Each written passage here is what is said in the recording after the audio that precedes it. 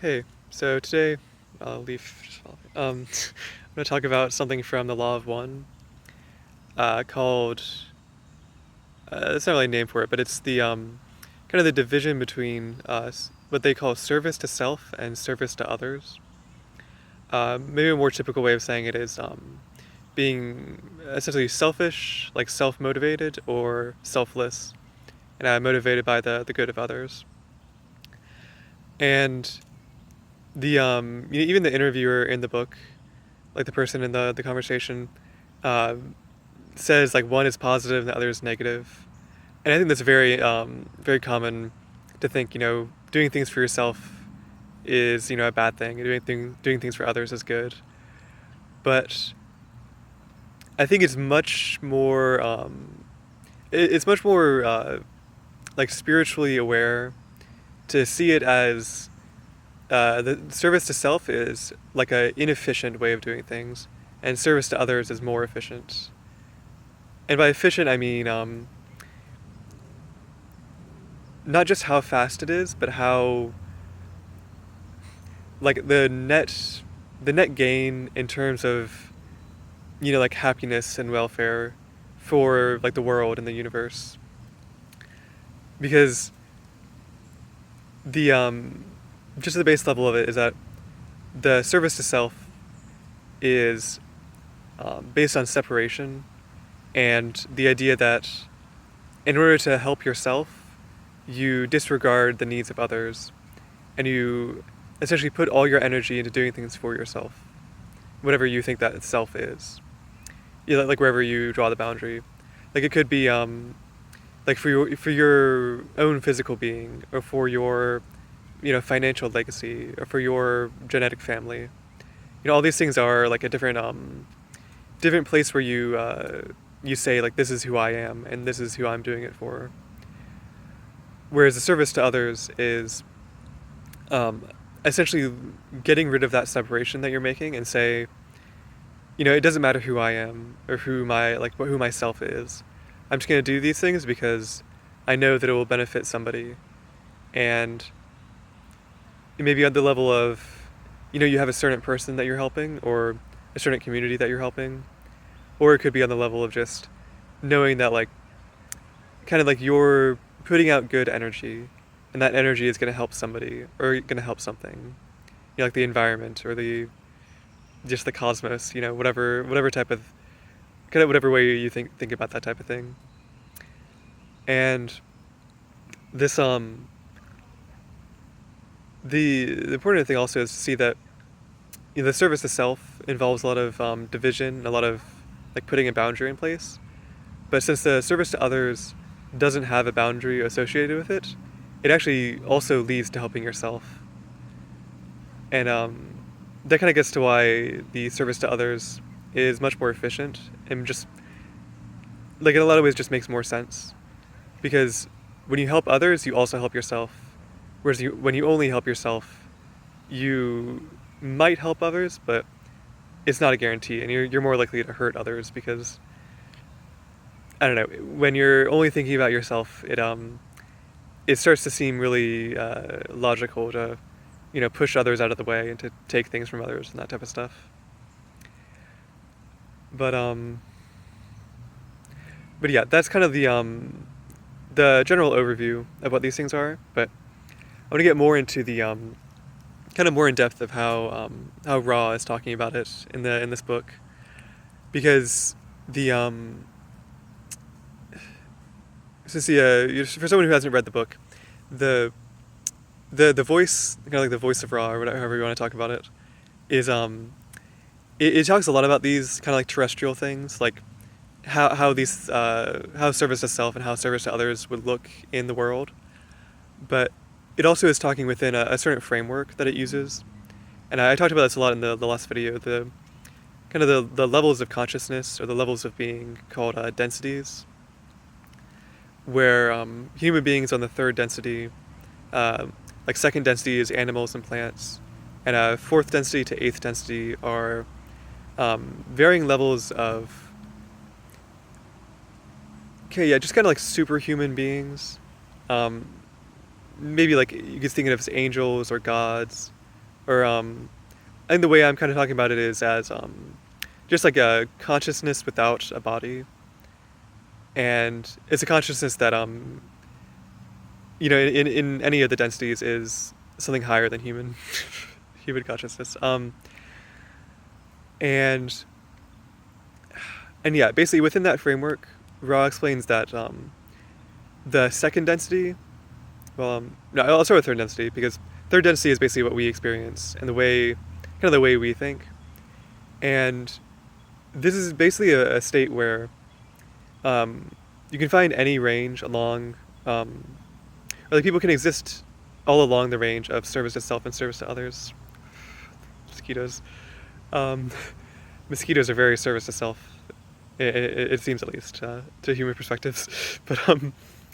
But yeah, we can. At sometimes we can be very selfless, and other times we can be very selfish. And it's based a lot on our emotional state. Like they talk about how when you're acting from a state of fear or a state of anger, you act very selfishly, and you just want to get what you need, and you might consider the needs of others. You'll still be compassionate a little bit, but you're really focused on what your like immediate needs are. Whereas when you're more relaxed and more just kind of like in that loving state, like the way you feel when you're comfortable, you're much more likely to act in an altruistic, service to others sort of state, sort of way.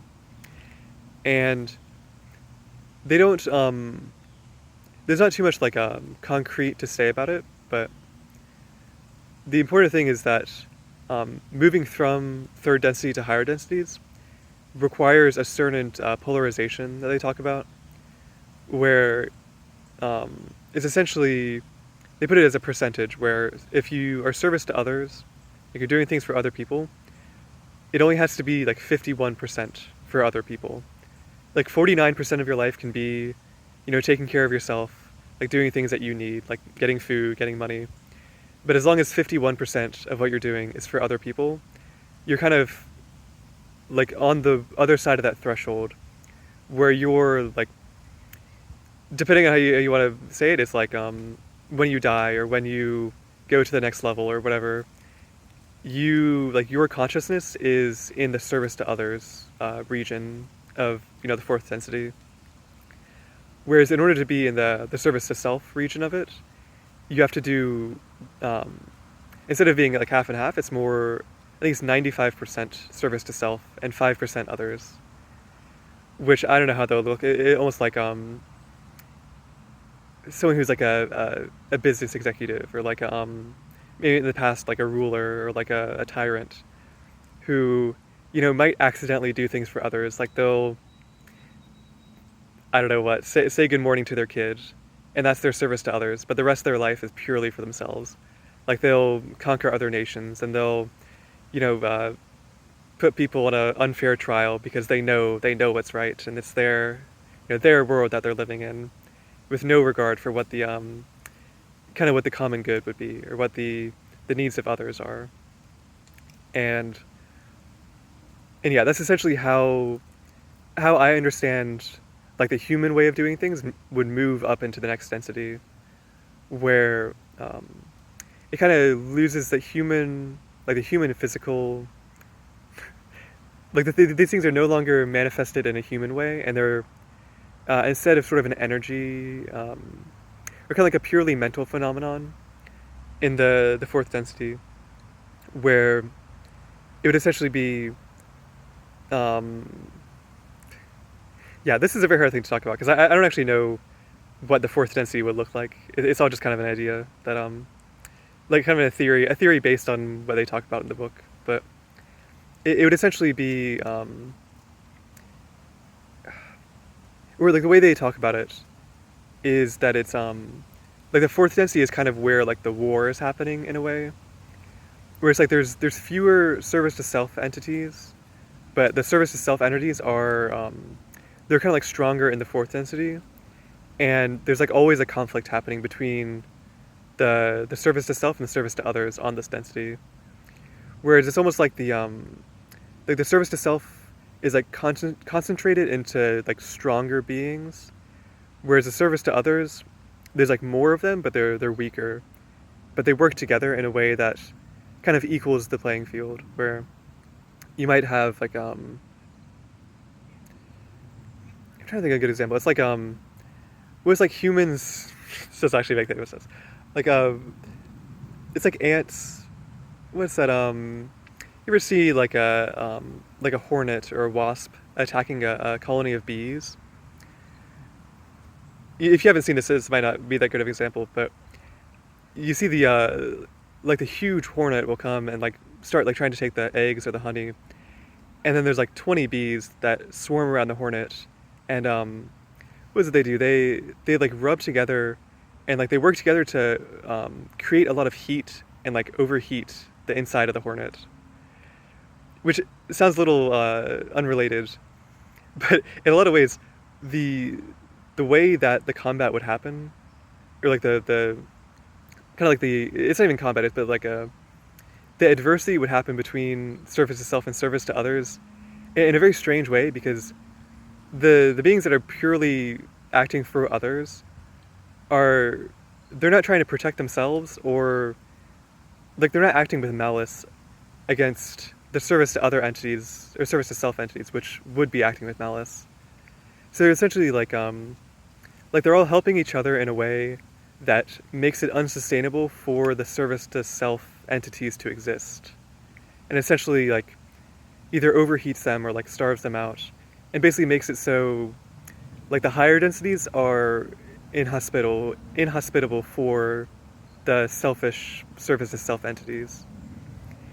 But it's all done. It kind of gets back to the idea that like the service to others is helping yourself while it's also helping others, and it's kind of like the this type of self-preservation and like keeping out of the selfishness is not done from a desire to help yourself. It's done from a desire to just improve the world, and the end result is that those service to other entities would all be benefited mutually at kind of the unintentional detriment of the selfish entities. Man, I really hope that that all made sense. It's hard to talk about without kind of talking in circles, I guess. Yeah, but whatever. To whatever extent that resonated with you, I'll kind of move on to a different way of talking about this. So, actually, the one last thing about the higher densities, the Ra explains that in the fifth density, which is kind of like the next level up, the service to self still exists, but it exists in an extraordinarily compacted state, which kind of gets what I'm talking about, where it's like basically like an inactive state, where the service to self can get to that level, but it becomes almost like a stone or like a metal, where it loses its ability to do things, and it just becomes like a pure thought form, like a pure like cycle of thoughts that's occurring. Whereas the service to others can continue on into the higher densities, because it doesn't have that separation and that need to like keep itself as a separate thing that it's acting for. It kind of is able to release itself into the kind of like the boundaryless existence that occurs on those higher levels. And this is really interesting because this description really connects to the Buddhist meditation, where Buddhism describes something called single-pointedness, which this is definitely going to be a video I make. That single-pointedness is something you can achieve in meditation, where you're essentially in a state where your mind is extremely concentrated, and part of it is like as dense as a black hole, basically. Like it condenses to a single point, and everything else, like the rest of your experience, is like really boundaryless and open. And like depending on what type of meditation you're doing, you might be radiating bliss or radiating love. And this really sounds a lot like the fifth density that I'm talking about, where part of the beings, like some of the beings are extremely dense, and some of them are extremely radiant and loving. So I think that's, I don't know, nothing like it's not the same thing that they're talking about, but it's a very similar thing. So yeah, that's something for another time. But what's the next thing? Yeah, before I finish this, I want to talk about the same thing occurring on lower densities. So, or like how it relates to lower densities at least. So to kind of refresh what I was saying about the third density manifestation of this would be basically someone who's kind of like a normal person, but just kind of kind and is like tends to make decisions for other people, is kind of like the service to others type of entity. Whereas the service to self would be someone who is like extremely selfish, and maybe like in a position of power where they're able to like basically survive even though they're super selfish. But and the kind of everything in between is like kind of a gray area where it's like you're not quite one or the other. You're just kind of like the average. I think the average person in our society kind of fits somewhere in between, where they it's kind of like what you call like the terrestrial consciousness, where you're not like you're not polarized enough to kind of take on like the more like archetype type of character. It's a funny thing to say. Like you're not acting in like a characteristic way of like you are a service to others or you are a service to self. You're kind of just like you're just kind of a human, you know. Which I'm saying that like it's a bad thing almost, but that is like that's like normal human action is like kind of being selfish, but mostly maybe like 30 to 40% doing things for other people. But when you go down to the lower density, like second density, where you kind of find like the animal consciousness and like plant, whatever type of plant consciousness you think is existent, and it the Ra says that it actually doesn't have service to self and service to others on that level, because the whole existence of that dichotomy requires the existence of a self. And if you have seen the other video, the third density is where the self starts to like take form essentially, whereas the animal, like a bird or like a I don't know, like a lizard or something, at least according to Ra, and I think that is kind of a common understanding, that they don't really feel like they are like a separate being. They kind of just act according to their senses and according to kind of just like impulse and instinct. And even if they have intelligence and they can make decisions, they don't like their intelligence doesn't get to the level where they think they're doing it for like their personal like long-term existence.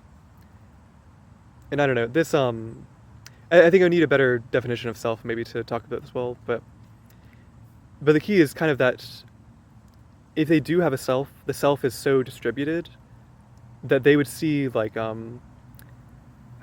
wolf, for example, would see other wolves and think it wouldn't feel like it was a single wolf around other wolves. It would feel like it's like it is acting on behalf of the tribe in everything it does, or the wolf pack, you know. Like it doesn't. There's no point where it feels like it's eating food for itself. It feels like the tribe is eating food through its action, or like if it's fighting like a predator or something that's attacking the tribe, the wolf pack. I think I'm saying tribe. It's not doing it to protect itself, but it's also not really doing it to protect like other individuals. It's just kind of acting because that's how it acts, and because that's just what happens. And yeah, in other ways, in some ways it becomes like it's like lacking a certain wisdom. And I think that's obvious because it's not like there's a lot of situations where that type of thought process wouldn't work very well, where you would it forms like the mob mentality, or the sort of mentality that just doesn't stop to think about what it's doing. But in other ways, it's kind of a more pure way of being, where there is no separation between what's good for me and what's good for other people, or in this case, for what's good for the animal and what's good for other animals. And in other ways, it's kind of like the source of service to others, Because an animal that's super selfish and like forms a lot of boundaries will kind of take the place of like the hunter animals, or like the ones who are basically just like a pure predator and don't do anything, like don't work together with the environment around them. And that type of thing is very unsustainable. Like if you know about the kind of the population distributions in habitats, I obviously don't know that much about it, but there tends to be like very few predators. Like maybe there'll be in like a area of a jungle or something. There's like 5 leopards, like hunting cats, but there will be like thousands of birds and thousands of rodents. And it's the sort of thing where like if you remember what I was saying about the fifth density, the fourth density, where there's like very isolated but very strong service to self entities, but there's a lot of other, or like the majority of the entities are service to others, but each one of them is kind of small and has to work together. It's kind of like the animal kingdom reflects that, like reflects the presence of like the really large hunters and the really small like population around them, but without the mental component, where they don't realize, like the hunter doesn't realize it's acting for itself, and the birds don't realize they're acting for each other. They just kind of act and almost like fulfill, they unknowingly fulfill their role as the foundation for the higher levels. And yeah, that feels like a good place to end it, actually. That's maybe a little too abrupt. I'll I'll switch to giving a quick summary of what I'm talking about. Which yeah, this video is a lot longer than the other ones, but I think I'm gonna do that for a bit because it feels right to talk for a while and just kind of like not worry about having it be like a certain length, and just kind of flow and see what I have to say about it. So yeah, yeah, kind of, yeah, just a quick overview. Basically, I'm talking about the selfish way of doing things and the altruistic way of doing things. I think that's what the title is. And the selfish way is kind of as it moves from like the animal consciousness to human to like the kind of angel, God, like disembodied consciousness sort of levels. It the service to self, like the selfishness is very polarized to being almost completely for yourself in a way that's kind of unsustainable, but when it exists, it becomes extremely powerful and forms into like kind of like the rulers and like the tyrants of history. Or like the animal kingdom, like the hunters and like the predators. Whereas the service to others is kind of like more in line with a typical person, but kind of a more extreme version of like someone who's just really kind and really like acts for themselves a decent amount of the time, but more often than not, they're doing things for others. Like for example, like they water their plants, and they don't water their plants because they want plants. They water their plants because like their neighbors walk by and their dog likes to sniff the flowers and or that doesn't make sense. But you know, like they do it for their neighbors or for their family or for somebody else who will benefit. And it causes them benefit as well, but the reason they're doing it is for others. And that kind of extends to the higher planes of being, where the kind of like the boundaries start to dissolve, where the beings aren't physical anymore and they're kind of become more like pure mentality, like pure consciousness. And this leads to kind of like the fourth density essentially being like the way I see it is like there's regions of peace and regions of conflict, and those regions of conflict are where the really strong service to self entities are fighting like the groups, like the cooperative groups of service to other entities that kind of like work together to basically keep it a pleasant place and keep it safe from kind of like the danger that the service to self presents to them. And moving on even to the higher planes, the kind of the boundaries of a service to self entity, because that's kind of the fundamental thing, is that service to self requires a boundary to be put in place between self and other.